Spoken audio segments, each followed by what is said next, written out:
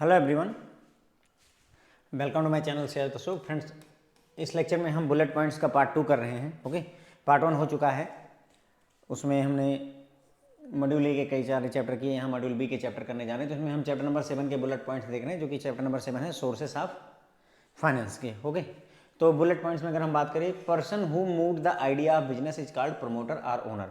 तो वो व्यक्ति जो बिजनेस का आइडिया सामने लेकर आता है, उस व्यक्ति को हम क्या कहते हैं?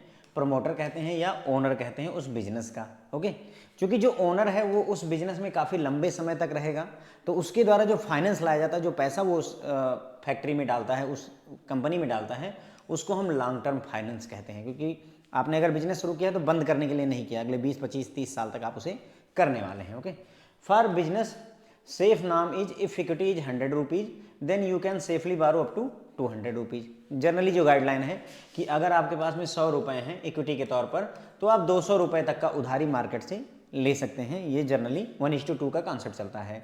Finance required for running the business is working capital finance. Business को रन करने के लिए जो आपको पैसे चाहिए होते हैं, उसे फ्रेंड्स हम क्या बोलते हैं?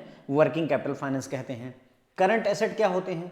करंट एसेट उन्हें कहा जाता है जो कि क्रिएट होते हैं और खत्म हो जाते हैं, एक्सटिंग्विश हो जाते हैं इन एन ऑपरेशन साइकिल। एक ऑपरेशन साइकिल के दौरान ही वो बनते हैं और बिगड़ जाते हैं, तो उन्हें हम करंट एसेट कहते हैं।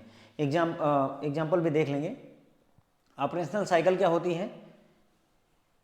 Operational cycle is the time or period in which cash after going through various form is converted back into cash. Cash से शुरू किया हमने, रॉ मटेरियल खरीदा, उसको प्रोसेस किया, प्रोडक्ट बनाया, बेचा, फिर पैसे ले लिए। कैश से शुरू, कैश पे ख़त्म, तो उसे हम उस पूरे चक्र को जो है ऑपरेशनल साइकिल कहते हैं। एग्जाम्पल के लिए आपने क्या किया? कैश से रॉ मटेरियल बाई किया, उसको कन्वर्ट किया फिनिश्ड गुड में, ठीक है, वर्क इन प्रोग्रेस में वो कन्वर्ट हुआ। आफ्टर दैट जो है फिनिश्ड गुड्स को आपने सेल किया। सेल करने के बाद में हो सकता है पैसा तुरंत मिल जाए, या हो सकता है कि उधारी हो जाए, कुछ समय बाद मिले। ओके, अल्टीमेटली वो कैश के रूप में वापस लौट आता है, तो उसे हम क्या बोल देते हैं? ऑपरेशनल साइकिल बोल देते हैं। ओके, तो अगर हम यहाँ करंट एसेट में देखें तो कैश जो है फ्रेंड्स आपका कैश हो गया, ठीक है। कैश आपका करंट एसेट है, आएगा, कंज्यूम होगा, खत्म हो जाएगा उसी ऑपरेशनल साइकिल में। या इन्वेंट्री वगैरह जो आपके पास पड़ी हुई होती है, जो भी आपने गुड्स बनाए हैं वो धीरे से खत्म होते हैं, तो वो चीज़ें आपके करंट एसेट में आ जाते हैं, ठीक है। तो ये बुलेट पॉइंट्स हैं, मतलब एकदम सीधे स्ट्राइक करना चाहिए। अगर सब कुछ ठीक रहा तो एग्जाम में सीधे आपको मिलेंगे, जो मेरा अपना मानना है, ठीक है। उसके बाद में बात करते हैं प्रेफरेंस कैपिटल की।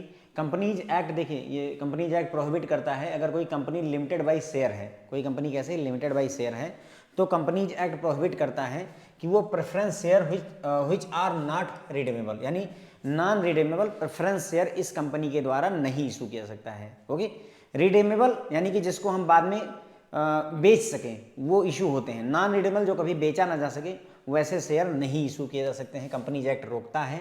जो प्रेफरेंस शेयर आप इशू किए करते हैं, उसको जो है 20 साल में रिडीम हो जाना चाहिए, 20 साल में वो रिडीमेबल होना चाहिए। अगर इंफ्रास्ट्रक्चर प्रोजेक्ट के लिए किया है तो 20 साल से ज़्यादा के लिए भी ये प्रेफरेंस शेयर इशू किया सकता है। डिवेंचर कहाँ डिफाइन है? डिवेंचर की डेफिनेशन कंपनीज एक्ट 2013 में दी गई है। डिवेंचर की डेफिनेशन कहाँ दी गई है? कंपनीज एक्ट 2013 में दी गई है। सेक्शन 17(1) का पार्ट 2 जो है, आप companies act prohibit giving any voting right to debenture holders. Debenture holder को किसी भी तरीके का वोट करने का अधिकार नहीं होता। इक्विटी होल्डर या उसे शेयर होल्डर भी कहते हैं, उनको अधिकार होता है, बट डिवेंचर होल्डर्स को नहीं होता है, एज पर सेक्शन 17(1) का पार्ट 2। प्राइवेट इक्विटी क्या होती है? ये चैप्टर नंबर 21 है मेरे ख्याल से, वहाँ प्राइवेट इक्विटी डिटेल में डिस्कस हुई है। तो according to Lerner, Lerner has broadly defined private equity organization. Private equity organization को डिफाइन कैसे किया है? As partnership specialized in venture capital, एक ऐसी पार्टनरशिप जो कि वेंचर कैपिटल में स्पेशलाइज्ड है, लवरेज्ड बाई आउट में, एलबीओ में स्पेशलाइज्ड है, मेजनाइन इन्वेस्टमेंट में स्पेशलिस्ट है, buildups, distress debt and other related investment. इन सभी चीज़ों को ही मिला करके हम प्राइवेट इक्विटी ऑर्गेनाइजेशन कह सकते हैं। ओके, आगे बढ़ते हैं, ये देखेंगे। देखिए प्रैट, ये भी एक व्यक्ति हैं। Pratt has tried to categorise types of private equity activities in terms of stages of corporate development where private equity financing is called for. मतलब प्रैट ने ये बताया है कि बिजनेस किस स्टेज पर होगा, तब कौन से स्टेज की इक्विटी यानी कि कहाँ से हम पैसे अरेंज कर सकते हैं, उसकी बात है। पहला आता है सीड फाइनेंसिंग, दूसरा है स्टार्टअप फाइनेंसिंग आ जाता है, फर्स्ट स्टेज आता है, आफ्टर दैट सेकेंड स्टेज आता है, थर्ड स्टेज आता है ब्रिज फाइनेंसिंग आती है, और आगे चल करके पाइप डील्स वगैरह भी हैं, ठीक है। तो सीड फाइनेंसिंग मतलब कोई विचार आपके दिमाग में आया है उसके लिए फाइनेंस अवेलेबल करवाना। Providing small sum of capital necessary to develop a business idea, एक बिजनेस आइडिया को डेवलप करने के लिए जो पैसा चाहिए सीड फाइनेंस के तौर पर दिया जाता है। स्टार्टअप फाइनेंस में आता है फिर providing capital required to produce product development and initial marketing activities. आपको अब जो आइडिया था आपका वो थोड़ा आगे बढ़ा, अब आपको प्रोडक्ट डेवलप करना है, उसके लिए आपको पैसे चाहिए, आप स्टार्टअप फाइनेंसिंग का व्यवस्था कर सकते हैं ताकि आप उसकी मार्केटिंग वगैरह कर सकें।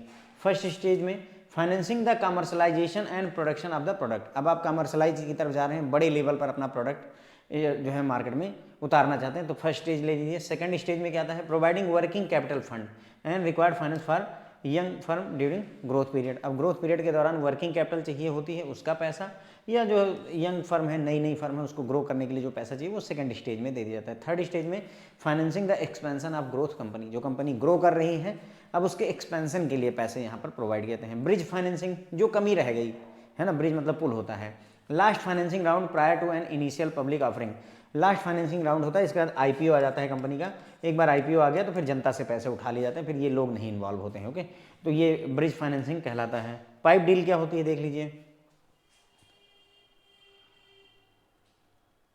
पाइप डील जो होती है आपकी, पहला तो इसका फुल फॉर्म ही देख लीजिए, private investment in public equity होता है। पाइप का मतलब private investment in public equity.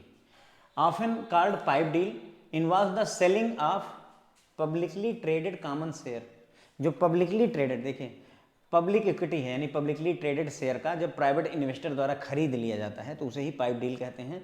Publicly traded common share जो है उसकी selling or some form of preferred stock or convertible security to private investors, ठीक है। तो प्राइवेट इन्वेस्टर्स को जब सेल किया जाता है क्या, पब्लिकली ट्रेडेड शेयर को, या जो है प्रेफर्ड शेयर को, या फिर जो है कन्वर्टेबल बॉन्ड या सिक्योरिटीज़ को, तो उसे ही पाइप डील कहते हैं। एलबीओ क्या होता है, लवरेज बाई आउट क्या होता है, LBO, it entails the purchase of a company by small group of investors specially buyout specialist largely finance by debt. तो ये होता है लवरेज्ड बाई आउट। देखिए लवरेज का क्या मतलब होता है ये बात समझिए। लवरेज का मतलब होता है जब आप अपना बिजनेस जो है अपनी पूंजी कम लगा कर उधार से ज़्यादा जो है लोन लेकर के, डेट लेकर के जब आप अपने बिजनेस को आगे बढ़ाएं, that is leverage. Leverage ratio कहा जाता है। देखिए आपको लवरेज रेशियो DSIB में कहा गया है कि कितना लवरेज रेशियो मेंटेन करना है, वो वही बात हो रही है लवरेज की ही, कितना उधार ले सकते हो काइंड ऑफ दैट, ओके। तो वही बोल रहे हैं कि लवरेज बाई आउट का मतलब है कि इसको स्मॉल ग्रुप ऑफ इन्वेस्टर्स द्वारा किसी कंपनी को खरीदा जा रहा है। ये जो लोग हैं या कंपनी, ये जो छोटे इन्वेस्टर्स हैं, स्मॉल ग्रुप ऑफ इन्वेस्टर्स हैं, ये बाई आउट स्पेशलिस्ट ही हैं, और ये जो पैसा अरेंज करेंगे वो कर्जा लेकर के डेट के थ्रू करते हैं, तो उसे लवरेज बाई आउट कहा जाता है। MBO जो होता है मैनेजमेंट बाई आउट, ये इसी का जो है सबसेट होता है। लवरेज बाई आउट का जो है सब पार्ट होता है मैनेजमेंट बाई आउट। यहाँ पर क्या है, कंपनी बाई कर रहे हो, एक तरीके से हम मैनेजमेंट बाई करने की कोशिश की जाती है। Whereby incumbent management is included in buying group and key executive perform important role in LBO transaction. Leverage buyout transaction में जो ये आपके मैनेजमेंट के इनकम्बेंट वगैरह हैं वो इन्वॉल्व हो जाते हैं, तो उसे मैनेजमेंट बाई आउट या MBO कहा जाता है। FDI पर बात कर लेते हैं, फॉरेन डायरेक्ट इन्वेस्टमेंट को। तो foreign direct investment in India is govern by FDI policy. Foreign direct investment policy के थ्रू इसको गवर्न किया जाता है। और ये FDI पॉलिसी कौन लेकर आता है, गवर्नमेंट ऑफ इंडिया। किसके द्वारा लाया जाता है फ्रेंड्स, गवर्नमेंट ऑफ इंडिया द्वारा, under the provision of FEMA act 1999। FEMA act 1999 के तहत, तो ध्यान रखिएगा ये क्वेश्चन पूछा सकता है कि फॉरेन इन्वेस्टमेंट को गवर्न करने के लिए क्या है, हमारे पास FDI पॉलिसी है। किसके द्वारा आती है, गवर्नमेंट ऑफ इंडिया द्वारा ये अनाउंस की जाती है, किसी मिनिस्ट्री की बात नहीं हो रही है। Foreign direct investment can be made under 2 routes. अब foreign direct investment FDI, direct विदेशी को हमारे देश में इन्वेस्ट करना है, 2 तरीके मौजूद हैं। पहला ऑटोमेटिक रूट है और दूसरा जो है गवर्नमेंट रूट है। एक ऑटोमेटिक रूट से कर दीजिए, दूसरा गवर्नमेंट रूट से कर सकते हैं। ऑटोमेटिक रूट में क्या है कि ना तो गवर्नमेंट से ना RBI से परमिशन अप्रूवल लेने की जरूरत नहीं, सीधे इन्वेस्ट करिए, बात खत्म हुई, ओके। इंडियन कंपनी में अगर आपको इन्वेस्ट करना है, आप फॉरेन इन्वेस्टमेंट करना चाहते हैं, यानी विदेशी लोग हैं वो करना चाहते हैं, तो ऑटोमेटिक रूट में किसी से कोई परमिशन सीख करने की जरूरत नहीं है, neither RBI nor government of India. Government route में क्या होता है, prior approval of government of India, ministry of finance, ये FIPB, foreign investment promotion board का अप्रूवल चाहिए होता है, यानी कि हमें अगर जो है गवर्नमेंट रूट के थ्रू जो है एफडीआई करनी है तो अप्रूवल किसका लगेगा, एफआईपीबी का लगेगा, foreign investment promotion board. FIPB किसके अंतर्गत आता है, मिनिस्ट्री ऑफ फाइनेंस के अंतर्गत। मिनिस्ट्री ऑफ फाइनेंस किसके अंतर्गत आती है, गवर्नमेंट ऑफ इंडिया के अंतर्गत आती है। ओके, ये थोड़ा ध्यान दीजिएगा इस चीज़ को कि अगर गवर्नमेंट रूट के थ्रू एफडीआई इन्वेस्ट करनी है तो कौन उसके लिए सैंक्शनिंग अथॉरिटी कौन है, foreign investment promotion board, FIPB. Okay, a foreign investor can invest in an Indian company which is small scale industry unit. SSI में कोई भी फॉरेन इन्वेस्टर चाहे तो हमारे जो है एसएसआई में इन्वेस्ट कर सकता है, लेकिन इस इन्वेस्टमेंट की लिमिट है क्या, 24% of paid up capital of Indian company. जो भी उस कंपनी का पेड अप कैपिटल है उसके 24% से ज़्यादा जो है फॉरेन इन्वेस्टमेंट, इसमें फॉरेन डायरेक्ट इन्वेस्टमेंट नहीं किया जा सकता है। ओके, तो ये लाइन इंपॉर्टेंट है, थोड़ा सा ध्यान दीजिएगा, 24% वाली। ठीक है, उसके बाद में ये वाला एफआईपीबी यहाँ पर जिम्मेदार होता है, क्योंकि घुमा रहे हैं आजकल क्वेश्चन, तो हो सकता है कि यहाँ भी चले आएँ। ओके, तो ये हो गई बात जो है चैप्टर नंबर 7 की। मैं यहाँ दोबारा नहीं करवा रहा हूँ फ्रेंड्स, क्योंकि ऑलरेडी ये बुलेट है, अब इससे ज़्यादा छोटी बुलेट नहीं बन सकती है, ऑलरेडी बुलेट पॉइंट्स हैं। फाइनेंशियल लेवरेज की बात करते हैं बुलेट पॉइंट्स में, इसको भी हम डिस्कस कर रहे हैं। ये चैप्टर मैंने आपको न्यूमेरिकल पोर्शन कवर करवा दिया है, लेकिन इसका थ्योरेटिकल एस्पेक्ट रहेगा तो वो हम यहाँ कवर कर ले रहे हैं। Okay, the owner of business equity share holders aim to enhance return on their investment. The measure of this return is earning per share. जो ओनर होता है, बिजनेस जो चलाता है, उसका उद्देश्य क्या होता है कि वो अपना रिटर्न, ज़्यादा से ज़्यादा रिटर्न चाहते हैं। आपके पास में 1 लाख रुपए हैं, आप क्या करोगे, इन्वेस्ट करने की सोचोगे तो आपके मन में आता है कि अगर मैं बैंक में, इस बैंक में एफडी करता हूँ तो 6% मिलेगा, दूसरे में करूँगा तो 7% मिलेगा, तो बेहतर है कि 7% वाले में करते हैं। ठीक उसी तरीके से जो बिजनेस ओनर होते हैं उनकी भी इच्छा होती है कि हमारा जो पैसा लगा 1 करोड़ लगाया है तो मेरा रिटर्न ठीक ठाक होना चाहिए। और इस रिटर्न को कैसे कैलकुलेट कर सकते हैं, अर्निंग पर शेयर ईपीएस के थ्रू किया जा सकता है। Financial leverage means enhancing earning per share without share holders bringing the money themself but by borrowing. देखिए लेवरेज मैंने समझाया था, अगर लेवरेज समझे हैं तो वही बात हो गई। लेवरेज का क्या मतलब, उधार लेकर के, हम खुद नहीं इन्वेस्ट करेंगे।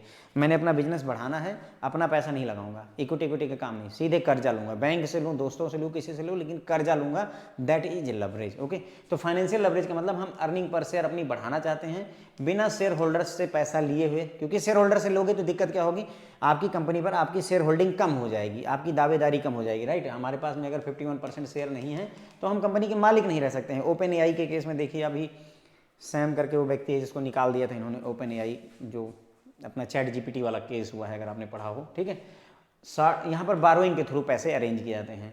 इन short, financial leverage is a strategy to use borrowed fund to enhance return on investment of equity investors. यानी कि हम क्या करेंगे, पैसा बारो करेंगे, उधारी लेंगे, उस उधारी के थ्रू हम क्या करेंगे, अपना रिटर्न बढ़ाने की कोशिश करेंगे। किसके लिए, जो इक्विटी इन्वेस्टर्स ने हमें पैसा दिया उसमें रिटर्न बढ़ाने की हम कोशिश करते हैं। As the use of more borrowing increases. अब लेकिन अब एक हद है ना, जैसे कहा था कि अगर 100 रुपए की इक्विटी है तो 200 रुपए से ज़्यादा का उधारी नहीं लेनी चाहिए। तुम्हारे पास 100 रुपए का इक्विटी है, तुम 1 करोड़ रुपए का जो है उधार लिए बैठे हो तो दिमाग डिस्टर्ब होगा। यही बात कह रहा है यहाँ पर। As some of the use of more borrowing increases return on equity, यानी कि अगर जो है ज़्यादा बारोइंग आप यूज करेंगे तो रिटर्न ऑन इक्विटी बढ़ेगा, आपका अर्निंग पर शेयर बढ़ेगा। There will be temptation to keep on increasing the borrowing without increasing the quantum of equity itself. लेकिन अब आपके अंदर क्या लालच आएगी कि मैं जो है बारोइंग बढ़ाता जाता हूँ, उधार लेते चलते हैं और अपनी इक्विटी नहीं बढ़ाएंगे, हिस्सेदारी यानी कि शेयर नहीं इशू करेंगे, उधार लेते रहो। 100 रुपये मेरे पास हैं और 1 करोड़ रुपए का उधार ले लेते हैं, कोई दिक्कत नहीं है। टेम्पटेशन होगा आपको ऐसा लगेगा, but this will be constraint by 2 factors. लेकिन यहाँ 2 चीज़ें आपको हैं जो कि रोकेंगी, 2 चीज़ें प्रभाव डालेंगी। देख लेते हैं कौन कौन सी 2 चीज़ें हैं। पहला जो है, first, as the ratio of debt in relation to equity rises. जैसे जैसे डेट इक्विटी रेशियो राइज करता जाएगा, डेट इक्विटी रेशियो जैसे जैसे राइज करता जाएगा, lender will not be willing to further lend at all or will lend at such higher interest rate which will affect the additional value generation. जैसे जैसे आपका debt equity ratio बढ़ता जाएगा वैसे वैसे बैंक आपको लोन देने से या तो मना कर देगा, या अगर लोन देगा तो आपको इतनी ज़्यादा रेट ऑफ इंटरेस्ट पर देगा कि आपका रिटर्न कोई मतलब ही नहीं रह जाएगा, पहली प्रॉब्लम। दूसरा, second, as the borrowing increases, जैसे जैसे आप अपनी उधारी बढ़ाते जाते हैं, the question to observe adverse business event decreases, आप किसी झटके को झेलने की क्षमता आपके अंदर कम होती जाती है, यही बोल रहा है। And the surplus through additional assets में एक्चुअली भी less than the cost of borrowing, और जो हम मतलब जो एडिशनल एसेट्स वगैरह क्रिएट करके बोरोइंग करके जो एसेट्स क्रिएट कर रहे हैं उससे जो रिटर्न आ रहा है वो आपकी जो कास्ट ऑफ बोरोइंग है उससे कम ही रह रहा है, तो आपको फायदा नहीं हो रहा है, resulting in reduction in earning per share. अब आपकी अर्निंग पर शेयर कहीं ना कहीं घट जा रही है, ज़्यादा बोरोइंग करने की वजह से क्या हो रहा है, जब आप अपनी बोरोइंग बढ़ाएंगे तो बदले में क्या होगा, आपका जो है किसी बैड इवेंट, कोई एडवर्स इवेंट होती है तो उसको अब्जॉर्व करने की आपकी क्षमता घट चुकी होगी। उस घटने की वजह से क्या होगा, जो आपकी कास्ट ऑफ बोरोइंग है वो भी नहीं रिटर्न हो पाएगी, जिससे अर्निंग पर शेयर घट जाएगा। इसकी वजह से ओनर क्या करेगा, ऑटोमेटिकली मजबूरी में will impose a limit on borrowing as a potential measure. तो वो क्या करेगा, खुद ही रोक लगा देगा कि यार ज़्यादा मत बारो करो वरना जो है ये अर्निंग पर शेयर घट जाएगी। उद्देश्य क्या था, अर्निंग पर शेयर बढ़ाने की, हो उल्टा गया है। कैलकुलेटिंग फाइनेंशियल लेवरेज की बात कर लेते हैं, ठीक है। There is no one standard formula to calculate financial leverage, कोई एक फार्मूला नहीं है। इंपॉर्टेंटली कॉमन मेथड जो है फाइनेंशियल लेवरेज को कैलकुलेट करने का है, 5 मेथड इन्होंने में 5 या 6 ऐसे मेथड दिए हुए हैं, ये फाइनेंशियल लेवरेज कैलकुलेट करने का तरीका इन्होंने दिया हुआ है, देख लीजिए। पहला है debt to asset ratio, debt to asset ratio इसको कैलकुलेट किया जाता है total debt upon total asset. Debt to equity ratio, total debt divided by total equity. Debt to EBITDA, EBITDA, इसको total debt upon EBITDA से calculate करते हैं। Do point analysis होती है जिसे इक्विटी मल्टीप्लायर भी कहते हैं, इसमें फाइनेंशियल लेवरेज को इक्विटी मल्टीप्लायर कह देते हैं, और इसे total asset upon total equity से ही कैलकुलेट किया जाता है। ये यहाँ पर टोटल एसेट, सॉरी ये total debt upon total equity थे, यहाँ पर total asset upon total equity से किया जाता है। फिर आ जाता है आपका एक लास्ट वाला है मेरे ख्याल से इंटरेस्ट कवरेज रेशियो, इसको EBIT divided by interest expense से कैलकुलेट किया जाता है। ये 4-5 फार्मूले हैं, मे भी कि आपसे सीधे सीधे फार्मूला ही पूछ लिया जाए, कोई न्यूमेरिकल नहीं है इस पर, लेकिन फार्मूला बुक में है तो इट इज़ पॉसिबल कि आपसे बुक में ये क्वेश्चन पूछ लिया जाए फार्मूला, इसके चांसेस थोड़ा ज़्यादा है, क्योंकि डू पॉन्ट एनालिसिस अगर ऐसे बोले तो कुछ याद ही नहीं आएगा। अगर ये बोलता है डेट टू ईबीआई डीटीए बोलेगा तो आप हो सकता है दिमाग लगा भी ले जाओ, लेकिन अगर वो बोल देता है कि डू पॉन्ट एनालिसिस का फार्मूला क्या है या इक्विटी मल्टीप्लायर का फार्मूला क्या है, अब थोड़ा ध्यान दे पाना कि total asset upon total equity मुश्किल होगा। क्यों, क्योंकि कोई चीज़ ऐसा हिंट नहीं मिल रही हमको। यहाँ हिंट मिलती है डेट टू एसेट, हाँ ठीक है डेट है, एसेट है, डेट अपॉन एसेट कर दिया। डेट टू इक्विटी है, यहाँ डेट है, यहाँ इक्विटी है, दिमाग लड़ रहा है, यहाँ दिमाग नहीं लड़ पाएगा। ओके, तो चांसेस इस बात के बनते हैं। फिर आगे बढ़ते हैं और यहाँ पर देखिए डिग्री ऑफ फाइनेंशियल लेवरेज देखेंगे, DFL। ये मैंने पूरा आपको कवर करवा के दिया हुआ है, ध्यान दीजिएगा, ये पूरा कवर करवाया, न्यूमेरिकल्स करवाए हैं, थ्योरेटिकल एस्पेक्ट यहाँ करवा देता हूँ, क्योंकि क्या है कि ये सिचुएशन नंबर 3 और 4 पूछी गई है पिछली बार के एग्जाम में, तो हो सकता है यहाँ से फिर क्वेश्चन बने। Okay, degree of financial leverage की बात हो रही है। डिग्री DFL का मतलब डिग्री ऑफ फाइनेंशियल लेवरेज है। अगर DFL बोला जाए डिग्री ऑफ फाइनेंशियल लेवरेज, अब आप समझ लीजिए DFL इज मोर देन 1 तो फाइनेंशियल लेवरेज बिकम रेलिवेंट। अगर आपका डिग्री ऑफ फाइनेंशियल लेवरेज 1 से अधिक है ना, 1 से प्लस है, तो degree of financial leverage relevant होता है, फायदे का सौदा होता है। More the DFL higher is the financial leverage, जितना ज़्यादा डिग्री ऑफ फाइनेंशियल लेवरेज होगा DFL, जितना ज़्यादा DFL की वैल्यू होगी उतना ही फाइनेंशियल लेवरेज उस कंपनी का ज़्यादा होगा। अब positive DFL means that the firm is operating at a level higher than the break even point and EBIT and EPS also move in same direction positive. इसका मतलब समझिए इस लाइन का कि अगर degree of financial leverage positive आया है, इसका मतलब जो फर्म है वो ऑपरेट कर रही है ब्रेक इवन पॉइंट से ऊपर, ब्रेक इवन पॉइंट से ऊपर, earning before interest and tax से ऊपर ऑपरेट कर रही है। अर्निंग पर शेयर भी कहीं ना कहीं सेम डायरेक्शन में मूव करेगा, यानी भी पॉजिटिव की तरफ, यानी अर्निंग पर शेयर भी पॉजिटिव होगा, बढ़ेगा। ओके, अगर निगेटिव DFL है, डिग्री ऑफ फाइनेंशियल लेवरेज अगर निगेटिव है, indicate that the firm is operating at lower than the break even point and earning per share is negative. Okay, अब ये question सीधे बन सकता है कि अगर जो है एक कंपनी है वो ऑपरेटिंग लेवरेज से, सॉरी ब्रेक इवन पॉइंट से बिलो जो है, बिलो ऑपरेट कर रही है, तो उसका DFL क्या होगा, पॉजिटिव, निगेटिव, कांट से 0, ऐसे करके क्वेश्चन पूछा जा सकता है। तो अगर degree of financial leverage positive है, इसका मतलब वो ब्रेक इवन पॉइंट से ऊपर है, ठीक है, और उसका अर्निंग पर शेयर भी पॉजिटिव है। अगर डिग्री ऑफ फाइनेंशियल लेवरेज जो है निगेटिव है, इसका मतलब वो जो है ब्रेक इवन पॉइंट से नीचे ऑपरेट कर रही है कंपनी, और उसका जो अर्निंग पर शेयर है वो भी निगेटिव है, अर्निंग पर शेयर भी निगेटिव है।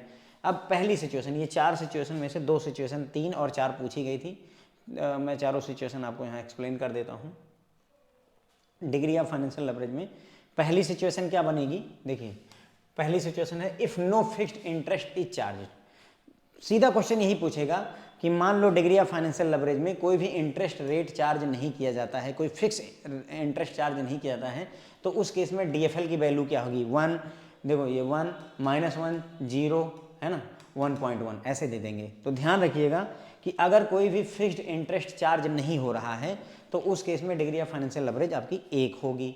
दूसरी सिचुएशन है डीएफएल की सिचुएशन दूसरी, अगर पॉजिटिव फाइनेंशियल लेवरेज है तो उस केस में डिग्री ऑफ फाइनेंशियल लेवरेज 1 से ज़्यादा होगा। क्या होगा, DFL will be greater than 1। अगर फाइनेंशियल लेवरेज पॉजिटिव है, क्या है, फाइनेंशियल लेवरेज आपका पॉजिटिव है, फाइनेंशियल लेवरेज, तो डिग्री ऑफ फाइनेंशियल लेवरेज आपकी 1 से अधिक होगी। अगर आपका सिचुएशन 3 देखिए, when business is operating at break even level. Break even level वो लेवल होता है जिसपे ना आपको घाटा हो रहा है ना आपको फायदा हो रहा है। आप कोई चीज़ 100 रुपये की बना रहे हैं और 100 रुपये की बेच रहे हैं, ये ब्रेक इवन लेवल है, कोई फायदा कोई नुकसान नहीं, तो ब्रेक इवन। तो अगर जो है आपका बिजनेस ब्रेक इवन लेवल पर ही काम कर रहा है, एट ब्रेक इवन लेवल है, तो उस केस में अर्निंग बिफोर टैक्स आपका निल हो जाएगा और अर्निंग बिफोर इंटरेस्ट टैक्स जो है आपका फिक्स इंटरेस्ट के बराबर हो जाएगा। और इसलिए जो है डिग्री ऑफ फाइनेंशियल लेवरेज होता है EBIT अपान EBT होता है, ठीक है, EBIT अपान EBT होता है। किसका फार्मूला है, डिग्री ऑफ फाइनेंशियल लेवरेज का। EBIT आपका कितना आया है, फिक्स्ड इंटरेस्ट, जो इंटरेस्ट आपका लग रहा है फिक्स इंटरेस्ट, डिवाइडेड बाई आपका क्या है, अर्निंग बिफोर टैक्स आपका निल है।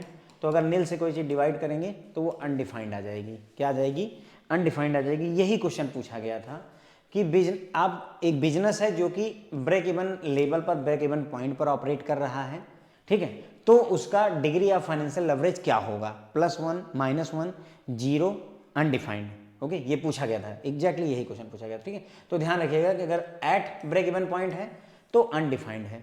अगला देखिए, डिग्री ऑफ फाइनेंशियल लेवरेज की situation number 4, when business is operating below the break even level. अब ये ब्रेक इवन लेवल से नीचे काम कर रहा है, तो उस केस में क्या होगा, degree of financial leverage negative होगा। ये बात मैंने पहले भी आपको बताई थी, राइट। अगर डिग्री मतलब जो है ब्रेक इवन लेवल से नीचे काम कर रहा है तो उस केस में क्या होगा, EBIT अपान EBT निगेटिव हो जाएगा और उस केस में ये डिग्री ऑफ फाइनेंशियल लेवरेज भी आपका निगेटिव हो जाएगा। ध्यान रखिएगा, बिजनेस अगर जो है ब्रेक इवन पॉइंट से, ब्रेक इवन लेवल से नीचे ऑपरेट कर रहा है बिजनेस, तो उस केस में degree of financial leverage negative होगी। अगर ब्रेक इवन लेवल पर ही ऑपरेट कर रहा है तो उस केस में degree of financial leverage undefined होगा। अगर जो है आपका जो है फाइनेंशियल लेवरेज पॉजिटिव है तो डिग्री ऑफ फाइनेंशियल लेवरेज की वैल्यू 1 से अधिक होगी, 1+ होगी। अगर जो है कोई फिक्स इंटरेस्ट चार्ज नहीं हो रहा है तो डिग्री ऑफ फाइनेंशियल लेवरेज 1 हो जाएगी। ये चारों सिचुएशन हैं।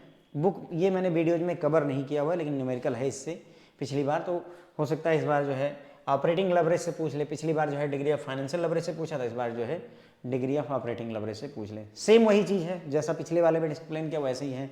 Degree of operating leverage DOL, अगर डिग्री ऑफ ऑपरेटिंग लेवरेज की वैल्यू 1 से अधिक है तो ज़्यादा रिलेवेंट होता है। Positive degree of operating leverage का मतलब होता है कि फर्म जो है ऐसे लेवल पर काम कर रही है जो कि ब्रेक इवन पॉइंट से हायर है, ठीक है। तो DOL पॉजिटिव, इसका मतलब ब्रेक इवन से ऊपर काम कर रही है ना। And both sales and EBIT also move in the same direction. इस केस में क्या होगा, ब्रेक इवन पॉइंट से ऊपर काम करेगी अगर DOL पॉजिटिव है तो, और साथ ही साथ में जो सेल्स है और EBIT वो दोनों के दोनों जो है सेम डायरेक्शन यानी पॉजिटिव डायरेक्शन में मूव करेंगे। अगर जो है आपका degree of operating leverage negative है तो इसका मतलब फर्म जो है ब्रेक इवन पॉइंट से नीचे काम कर रही है और जो EBIT है वो निगेटिव होगा। क्या होगा यहाँ पर, EBIT आपका निगेटिव होगा। ये EBIT है फ्रेंड्स, ओके। EBIT यहाँ पर पॉजिटिव है, यहाँ पर निगेटिव हो गया। अब नो कॉस्ट है, इफ़ नो कॉस्ट, वहाँ पर क्या था, नो इंटरेस्ट चार्ज था। इनकी सिचुएशन थोड़ी सी अलग है। अगर जो है कोई कॉस्ट नहीं लगी रही है तो उस केस में क्या होगा, नो कॉस्ट, तो डिग्री ऑफ ऑपरेटिंग लेवरेज की वैल्यू 1 होगी। ध्यान रख करके जाइएगा, सीधे 1 लाइनर समझ लीजिए, आपको दिया जा रहा है, क्वेश्चन आंसर वहीं आएगा। डिग्री ऑफ ऑपरेटिंग लेवरेज में अगर नो कॉस्ट इज एप्लीकेबल तो DOL की वैल्यू 1 होगी। अगर ऑपरेटिंग लेवरेज जो है आपका पॉजिटिव है, कौन सा, डिग्री ऑफ ऑपरेटिंग लेवरेज, अगर ऑपरेटिंग लेवरेज आपका पॉजिटिव है तो उस केस में degree of operating leverage greater than 1 होगी। सिचुएशन 3 है व्हेन EBIT इज निल। अगर EBIT निल है तो उस केस में कंट्रीब्यूशन आपका फिक्स कॉस्ट के बराबर होगा, ठीक है। DOL होता है कंट्रीब्यूशन अपॉन EBIT, EBIT क्या है आपका नील है, तो इसलिए यहाँ नील अनडिफाइंड यहाँ पर आ जाएगा, तो degree of operating leverage finally undefined decide हो जाएगा। तो सिचुएशन अगर EBIT नील है, इफ़ EBIT इज नील, तो degree of operating leverage is undefined. अब अगर क्वेश्चन पूछेगा आपसे, तो एक ऑर्गेनाइजेशन है जिसका EBIT नील है, तो उसका DOL होगा, उसका DOL क्या होगा, पॉजिटिव, नेगेटिव, अनडिफाइंड क्या होगा। ओके, फिर आते हैं relationship between leverage and break even point. ये देख लीजिए ब्रेक इवन पॉइंट। अब ये क्वेश्चन आपसे पूछा जा सकता है, बड़ा ही बढ़िया क्वेश्चन है कि हायर ब्रेक इवन पॉइंट है तो हायर लेवरेज है, लो ब्रेक इवन पॉइंट है तो लो लेवरेज है। ओके, ध्यान रखिएगा, यानी कि सीधे सीधे डायरेक्ट प्रोपोर्शनल वाली स्थिति है। ब्रेक इवन पॉइंट बढ़ेगा लेवरेज बढ़ेगा, ब्रेक इवन पॉइंट घटेगा लेवरेज घटेगा, ये वाली स्थिति है यहाँ पर।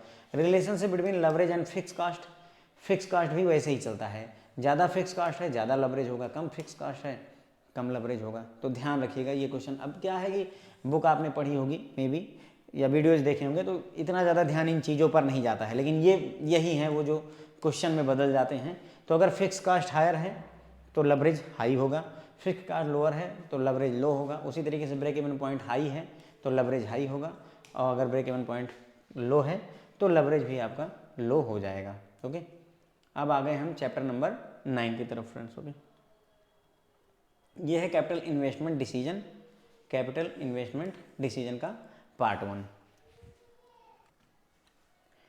तो चैप्टर नंबर 9 है, यहाँ पर हम देखेंगे कि while estimating the project cash flow, जब भी आप कैश फ्लो को मतलब जो है प्रोजेक्ट का कैश फ्लो एस्टिमेट कर रहे हैं, तो 4 जो है सिद्धांत है जिनको आपको दिमाग में माइंड में रखना होता है।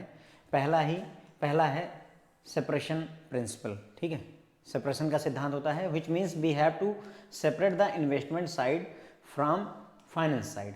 हमें इन्वेस्टमेंट को फाइनेंस से अलग रखना होता है, which simply means separating assets for servicing cost of it, यानी कि एसेट्स को अलग रखिए और उसको जो है एसेट्स को चलाने के लिए जो आप रिपेयरिंग मेंटेनेंस में खर्चा करते हैं उसको अलग रखिए। Cash flows into the investment, यानी कि जो कास्ट है वो कहाँ जाएगी, इन्वेस्टमेंट में, और जो इंटरेस्ट है वो कहाँ जाएगा, फाइनेंस में जाता है। इंक्रीमेंटल प्रिंसिपल क्या होता है, पहला सेपरेशन प्रिंसिपल है, दूसरा इंक्रीमेंटल प्रिंसिपल है। अब ये क्या करेंगे, एग्जाम में हो सकता है आपसे पूछ लें कि what do you mean by separation principle. अब आपने पढ़ा ही नहीं है, क्योंकि ये बहुत ही वैसी जगह दिया होगा जहाँ आप नहीं ध्यान दे पाओगे, ठीक है। फिर incremental principle which means estimate separately the cost which will be incurred even if the project is not run from the cost which be incur while running it, ठीक है।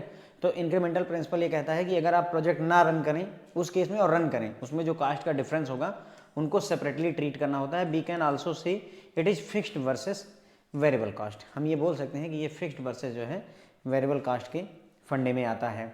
उसके बाद में आ जाता है तीसरा प्रिंसिपल आपका यहाँ पर है,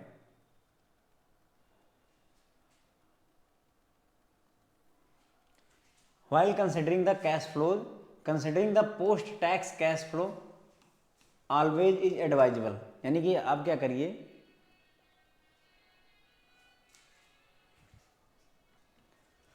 जब भी जो है कैश फ्लो को कंसिडर करिए तो हमेशा पोस्ट टैक्स कैश फ्लो को कंसिडर करना बेहतर रहता है, क्योंकि क्या है कि आप जो है टैक्स पेमेंट को इग्नोर नहीं कर सकते हैं। ये थर्ड प्रिंसिपल, इसका कोई नाम नहीं है, इसे थर्ड प्रिंसिपल कहते हैं। और if you ignore you will have to discount pre-tax flow with a discount rate which may or may not be reliable। अगर आप जो है ये जो टैक्स पेमेंट है इसको इग्नोर करते हैं तो उस केस में जो टैक्स का जो पैसा मतलब बिना टैक्स पे किए हुए जो कैश फ्लो आ रहा है उसको आपको डिस्काउंट करना पड़ेगा किसी सर्टेन डिस्काउंट रेट से, जो कि हो सकता है कि सही हो डिस्काउंट रेट या ना भी सही हो। तो इसे लास्ट प्रिंसिपल को हम कंसिस्टेंसी प्रिंसिपल भी कहते हैं, कंसिस्टेंसी का सिद्धांत, ठीक है। फिर यहाँ पर इस चैप्टर में 3-4 मेथड हैं, पे बैक पीरियड है, नेट प्रेजेंट वैल्यू है, उसके बारे में हमें बात करनी है। तो पे बैक पीरियड की बात करते हैं। Pay back period is a period at the end of which the initial investment is entirely return to the investors. Pay back period वो पीरियड होता है जितने समय में आपने जो शुरू में पैसा लगाया है वो लौट आता है। आपने 1 लाख रुपए इन्वेस्ट किए, ठीक है, मान लेते हैं कि आपने 1 लाख रुपए इन्वेस्ट किए हुए हैं और आपको हर साल जो है 20,000 रुपये रिटर्न आता है, 20,000 रुपीज़ का। तो 20,000 जो है 5 ईयर में आपके रिटर्न आ जाएंगे। यही आपका पे बैक पीरियड होता है आइडियली नॉर्मल कंडीशन में, ठीक है। तो पे बैक पीरियड वो होता है जिसमें इन्वेस्टर का पैसा लौट आए। It does not require competition of cost of capital for decision making. इसमें जो है डिसीजन मेकिंग के लिए आप जो है कास्ट ऑफ कैपिटल को कैलकुलेट नहीं करते हैं। कास्ट ऑफ कैपिटल का कैलकुलेशन इस मेथड में नहीं होता है। कुमुलेटिव कैश फ्लो को कंसिडर किया जाता है, नहीं जो भी पैसा मिलेगा, जैसे पहले साल 20,000 कमाए, अगले साल फिर 20,000 कमाए, तो इनको सबको जोड़ते हुए चलते हैं, छोड़ते नहीं है। ओके, तो कुमुलेटिव कैश फ्लो को लिया जाता है। Both negative and positive cash flows are added till the total cash flow is not equal to initial investment. हम पॉजिटिव और नेगेटिव दोनों ऐड करते हुए चलेंगे। मान लो पहले साल 100 करोड़ का फायदा हुआ, दूसरे साल 20 करोड़ का लॉस हुआ, तीसरे साल 30 करोड़ का फायदा हुआ, तो हम ये सब जोड़ेंगे, यानी कि ये 100 से घट के 80 हो गया, 80 से बढ़ के 1 लाख 1 करोड़ 110 करोड़ हो गया, जो भी आप समझना चाहो। ठीक है, तो पॉजिटिव नेगेटिव सारी चीज़ें जोड़ते चलते हैं। It doesn't take time value of money into account. ध्यान रखिएगा, इस मेथड में टाइम वैल्यू ऑफ मनी का कॉन्सेप्ट आप यूज नहीं करते हैं। टाइम वैल्यू ऑफ मनी का मतलब होता है जो चीज़ आज 1 रुपए की है ना, वो आज से 10 साल बाद कितने की होगी, या फिर आज से 10 साल बाद अगर आपको 1 रुपये दिए जाएँ, आज से 10 साल बाद अगर आपको 1 रुपये दिए जाएँ तो आज उसकी वैल्यू क्या होगी। ये टाइम वैल्यू मनी का कॉन्सेप्ट होता है। ठीक है, तो यहाँ टाइम वैल्यू ऑफ मनी के कॉन्सेप्ट को कंसिडर नहीं किया जाता है पे बैक पीरियड में, ये आप ध्यान रखेंगे। सवाल पूछा जा सकता है आपको, ओके, अनलेस कि ये discounted pay back period method use ना किया जा रहा हो, यानी कि जैसे पे बैक पीरियड है उससे ही डिस्काउंटेड पे बैक पीरियड होता है। डिस्काउंटेड वाले में हम टाइम वैल्यू ऑफ मनी को कंसिडर करते हैं, लेकिन नॉर्मल पे बैक पीरियड में हम टाइम वैल्यू ऑफ मनी को कंसिडर नहीं करते हैं।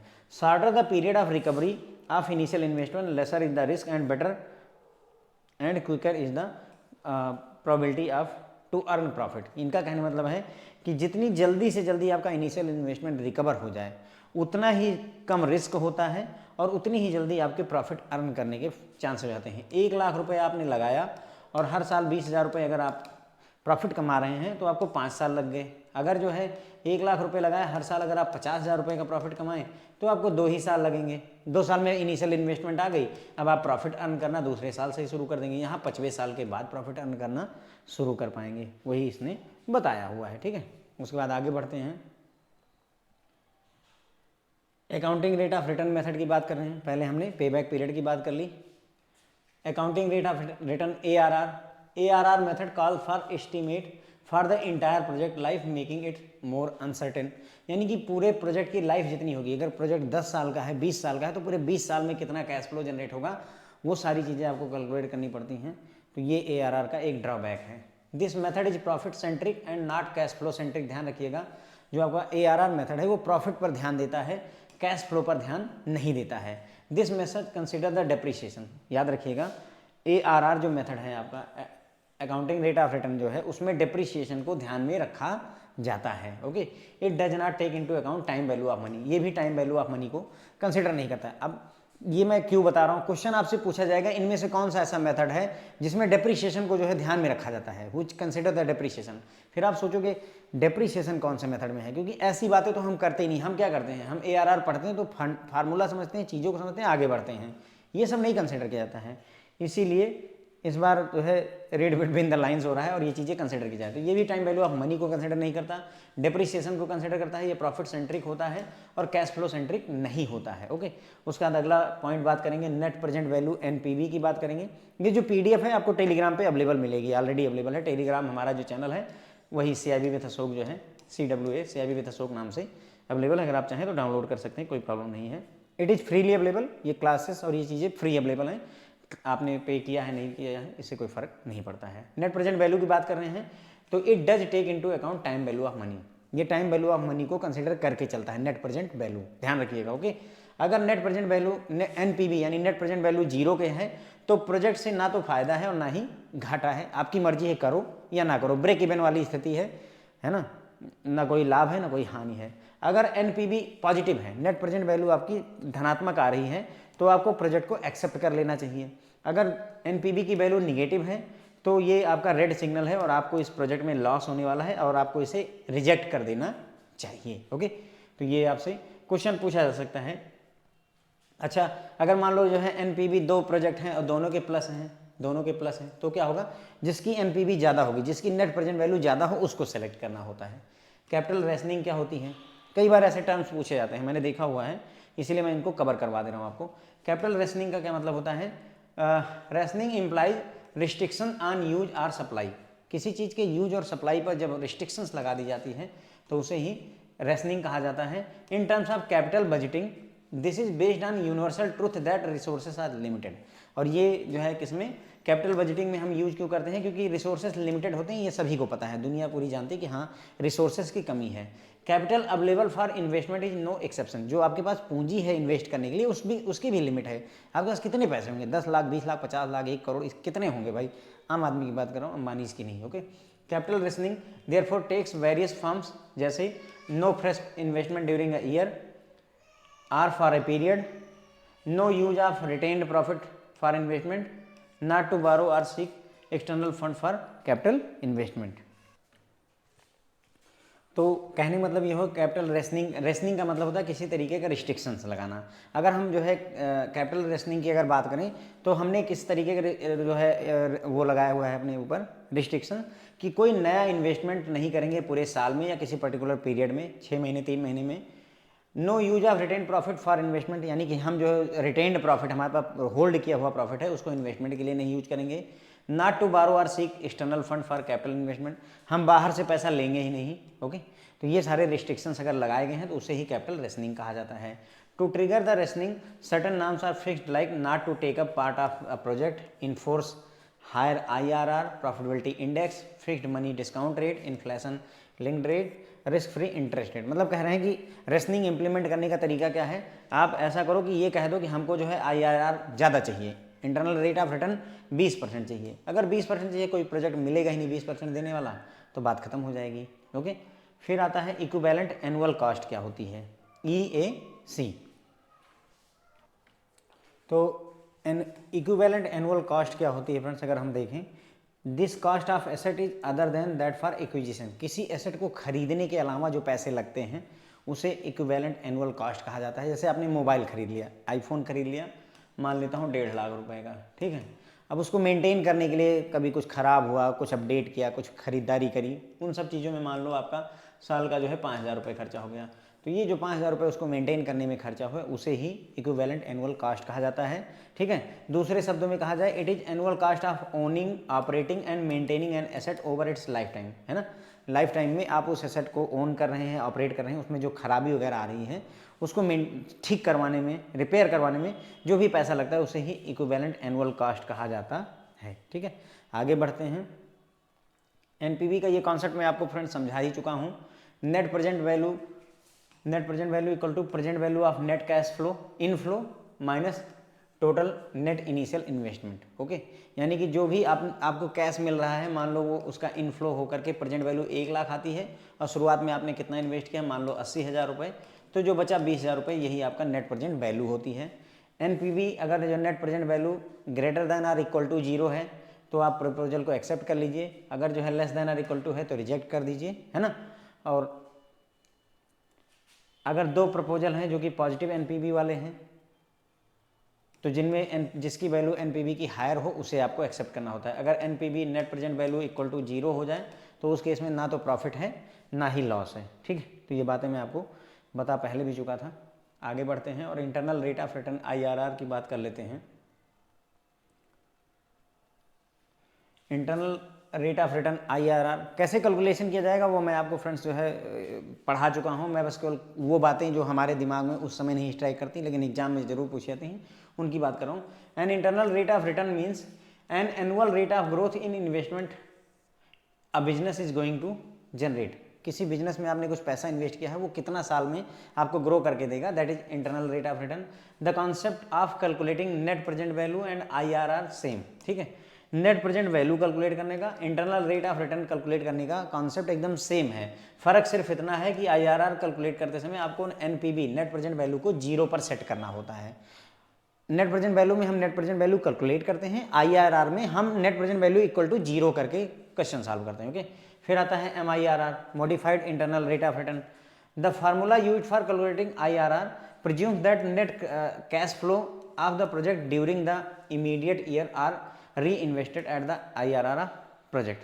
तो जो IRR का फार्मूला है उसमें ये माना जाता है कि जो पैसा हमें कैश फ्लो मिलेगा उसको हम री इन्वेस्ट करेंगे और उसी रेट पर करेंगे जो इंटरनल रेट ऑफ रिटर्न का वैल्यू निकल रही है, लेकिन एक्चुअल लाइफ में ऐसा नहीं होता। This presumption is not realistic as the market is not concern with the what IRR of our project is. Market को फर्क नहीं पड़ता कि हमारे प्रोजेक्ट का IRR क्या है, अप्स एंड डाउन होंगे, किसी साल एफडी 6% पर होगी, किसी साल 8% पर होगी, किसी साल 5% पर होगी, सिचुएशन के हिसाब से।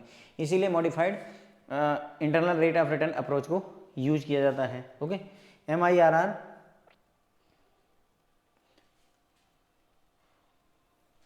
MIRR also take care of the problem faced by IRR method regarding more than one value of IRR for project while altering positive and negative cash flows leading to confusion and ambiguity। मतलब ये बोल रहे हैं कि जो IRR आप calculate करते हो उसमें जो है एक से ज़्यादा वैल्यूज आपको कैलकुलेट होकर निकल आती हैं, लेकिन जो आपका MIRR होता है उसमें सिर्फ एक ही वैल्यू निकल करके एक प्रोजेक्ट के लिए आती है, मल्टीपल वैल्यूज नहीं आती, तो कन्फ्यूजन नहीं होती है।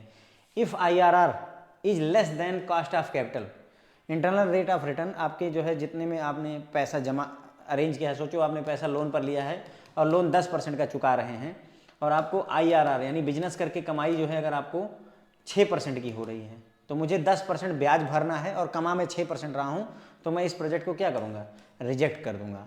अगर जो है IRR ग्रेटर देन है कॉस्ट ऑफ कैपिटल से, इंटरनल रेट ऑफ रिटर्न आपका 10% है, ठीक है, और कॉस्ट ऑफ कैपिटल जो है आपकी मान लीजिए 6% है, यानी कि या 8% ले लीजिए, यानी कि हमने लोन कितने में लिया हुआ है, 8% में, और हमें जो है प्रोजेक्ट कमा के कितना दे रहा है, 10%, 2% अर्निंग हो रही है, तो ऐसे में हमें प्रोजेक्ट को एक्सेप्ट कर लेना चाहिए। फिर अगला टॉपिक या पॉइंट लेते हैं प्रॉफिटेबिलिटी इंडेक्स की। क्या है ये, प्रॉफिटेबिलिटी इंडेक्स। तो higher the index better is the profitability of project. जितना ज़्यादा इंडेक्स की वैल्यू होगी, यानी PI की वैल्यू जितनी ज़्यादा होगी उतना ही प्रॉफिटेबल वो जो है आपका प्रोजेक्ट होगा। If value of PI is less than 1, अगर जो है प्रॉफिटेबिलिटी इंडेक्स की वैल्यू 1 से कम है, प्रोजेक्ट जो है अनप्रॉफिटेबल है, आपको फ़ायदा नहीं देगा। ये क्वेश्चन आपसे पूछा सकता है कि अगर PI की वैल्यू लेस देन 1 है तो प्रोजेक्ट कैसा होगा, profitable, non unprofitable, can't say, है ना, अनडिफाइंड, ऐसे करके आपसे पूछ सकते हैं। ठीक है फ्रेंड, उसके बाद में एक और टॉपिक रह जाता है जो कि है आपका सोशल कास्ट बेनिफिट एनालिसिस। क्या है ये लास्ट टॉपिक है आपके बुक का चैप्टर नंबर 9 में, social cost benefit analysis, SCBA। थोड़ा सा देख लेते हैं। तो सोशल कास्ट बेनिफिट एनालिसिस का क्या मतलब है कि अगर कोई प्रोजेक्ट लगा रहे हो तो सिर्फ पैसे का ही ध्यान करके हम नहीं चल सकते। गवर्नमेंट अगर मान लो एक डैम बनाना चाहती है, एक बांध बनाना चाहती है, तो फ़ायदा तो होगा भाई, डैम बनेगा, बिजली प्रोडक्शन होगा, बेचेंगे बिजली को, पैसा कमाएंगे, कोई दिक्कत नहीं है, लेकिन क्या उस प्रोजेक्ट को करने से जनता को क्या नुकसान होगा, 400 गांव डूबने जा रहे हैं, उनका क्या होगा, ये सारी चीज़ें भी कंसिडर करने की ज़रूरत होती है। तो that is about social cost benefit. या कोई ऐसी फैक्ट्री लगा रहे हो जिसका बायो हैजर्ड है, मतलब कहने का जो केमिकल वगैरह है वो नुकसान कर सकता है, अगर वो जो है नदियों में बहता है वो नुकसान करेगा, तो ऐसी चीज़ों को हमें कंसिडर करके चलना होता है। तो वही है social cost benefit analysis. Central and state government and local bodies or designated corporation may take up many project of infrastructure development, airport, port, bridge, dams, है ना। यही कहा कि मतलब सरकारें जो है किसी भी तरीके के इसमें से एक्टिविटी ले सकती हैं, एयरपोर्ट बनाना है, ब्रिज बनाना है, डैम बनाना है, वो बना सकती हैं। To support decision making process, SCBA social cost benefit analysis is carries out. आपके डिसीजन को सपोर्ट करने के लिए आप सोशल कास्ट बेनिफिट एनालिसिस करते हैं। On one hand we have total cost of the project, on the other hand the social cost as well as benefit. एक तरफ हम कास्ट देखते हैं कितना पैसा लग रहा है, दूसरी तरफ हम सोशल सामाजिक कास्ट क्या पड़ेगी और क्या बेनिफिट उनको होने वाला है उसकी भी बात कर लेते हैं। One has to attach or allot value of each such impact or benefit. हर एक को इन सब की वैल्यू जो है इनके इम्पैक्ट को अटैच करना होता है, ध्यान देना होता है। Adverse impact will have negative value and the benefit will have positive value. यानी कि अगर कोई एडवर्स इम्पैक्ट पर आएगा, डैम बनेगा, उससे जो है प्रॉब्लम होगी, तो वो नेगेटिव वैल्यू लेकर आएगा। अगर उस प्रोजेक्ट से जनता को बेनिफिट हो रहा है तो वो एक के लिए पॉजिटिव वैल्यू लेकर आता है। Okay, adverse impact is social cost, यानी कि एडवर्स इम्पैक्ट जो हो रहा है वही आप सोशल कास्ट आप पे करने जा रहे हैं, समाज को नुकसान करके एक तरीके से हम काम करने जा रहे हैं। Loss of mangrove, generation of pollution, impact on plant, extension of some birds and rare species, water level going down, health hazard are some of the social cost and environmental impact. तो social cost और environmental impact के कुछ example इन्होंने दिए, जैसे mangrove जो है बंद होते हैं, ये आपके मेरे ख्याल से पश्चिम बंगाल वगैरह में पाए जाते हैं मैंग्रोव के वन। जिन्होंने वो इतिहास भूगोल पढ़ा है भैया अच्छे से वो जानते होंगे, मुझे ज़्यादा आइडिया नहीं है। ये है कि मैंने पेड़ वगैरह देखे हुए हैं, ऐसा नहीं है। पोल्यूशन का जनरेशन, ऐसी चीज़ जो पोल्यूशन पैदा करती है। प्लांट पर प्रभाव पड़ना, कुछ पंछियों का, रेयर स्पीसीज का गायब हो जाना, वाटर लेवल का नीचे चले जाना, हेल्थ पर असर पड़ना, ये सारे जो है सोशल कास्ट हैं जो हमें पे करने पड़ रहे हैं एक तरीके से। Benefits are ease of travel. अब फायदे क्या क्या चीज़ें हो सकती हैं, कोई प्रोजेक्ट लगने से फ़ायदा क्या हो सकता है बेनिफिट के तौर पर अगर देखा जाए तो एक प्रोजेक्ट के लगने से हमारा यात्रा आसान हो सकती है, हमारा पेट्रोल बच सकता है, समय बच सकता है, एम्प्लॉयमेंट जनरेट होगा प्रोजेक्ट लगाने से। देखिए अच्छी चीज़ों में हम बात करें तो ये अच्छी चीज़ें हैं, निगेटिव चीज़ों में बात करें तो ये निगेटिव चीज़ें हैं। तो जो निगेटिव चीज़ें हैं उन्हें हम सोशल कॉस्ट या इन्वायरमेंटल इम्पैक्ट कहते हैं, और जो अच्छी चीज़ें हैं उनको हम बेनिफिट कहते हैं। ओके, तो समय बचेगा, लोगों की ज़िंदगी सुधरेगी, ओके, ट्रैफिक मैनेजमेंट, सेफ्टी, ये सारी चीज़ें सुधरेंगी। It net result of positive negative values if value is positive and it equal or more than the cost of the project is considered to be beneficial। अगर जो है net result जो है positive और निगेटिव वैल्यूज़ का लिया जाए, if है यहाँ पर फ्रेंड्स, ओके, अगर जो है जो पॉजिटिव वैल्यू है यानी कि हमें क्या जो है जो कुछ पंछी वगैरह नष्ट हो रहे हैं उसको देखा, और उसके बाद में अच्छी चीज़ों में हमने देखा कि नहीं हमारी जो है फ्यूल सेविंग होगी, टाइम सेविंग होगी। तो इन दोनों अच्छी और निगेटिव बातों को जोड़ करके अगर हम देखते हैं और वैल्यू अगर पॉजिटिव आती है या जो है कास्ट ऑफ द प्रोजेक्ट से ज़्यादा आती हैं, तो ऐसे प्रोजेक्ट को हम बेनिफिशियल मानते हैं। कहने मतलब कि ऐसा प्रोजेक्ट हमें नहीं एक्सेप्ट करना है जो हमारे जो है इन्वायरमेंट को नुकसान पहुंचाए कुल मिला करके, तो उसको जो है ज़रूर यहाँ पर ध्यान रखने की ज़रूरत है। तो सोशल कॉस्ट बेनिफिट ये हो गई, ये आखिरी टॉपिक था उस चैप्टर का। यहाँ तक आते आते लोग बेहोश हो जाते हैं क्योंकि इतना न्यूमेरिकल पढ़ लिया, आगे पढ़ने की ज़रूरत नहीं महसूस होती है। ठीक है, तो यहीं पर ही मैं इस लेक्चर को यहीं पर ही ड्रॉप करते हैं और बाकी का जो है नेक्स्ट पार्ट में कवर किया जाएगा friends. Okay, thank you so much.